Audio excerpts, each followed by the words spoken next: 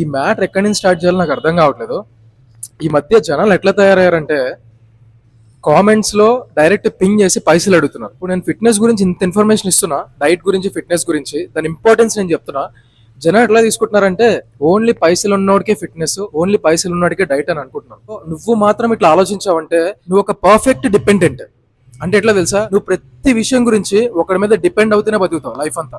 Actually మేము కూడా అదే స్టేజ్ నుంచి మొత్తం అన్ని దాటొచ్చాము. డిపెండ్ అవ్వకూడని విషయం ఏమైనా ఉందంటే అది సెల్ఫ్ కేర్. నీ సెల్ఫ్ కేర్ మీద నువ్వు డిపెండ్ అవుతున్నావు అని అంటే లైఫ్ అంతా నువ్వు ఒకటి మీద డిపెండ్ అయ్యే బతకాల్సి వస్తుంది.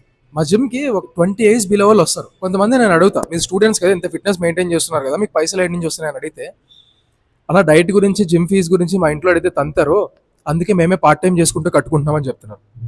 Learn from them. ప్రతి దానికి ఒక సోర్స్ ఉంటుంది. మనకి కాళ్ళు చేతులు మంచిగా పనిచేసి కళ్ళు బ్రెయిన్ ప్రాపర్ గా ఫంక్షన్ అయితే మనం ఏమైనా చేయొచ్చు. సో నా ఈ రియాక్షన్ అంతా దేనికేనంటే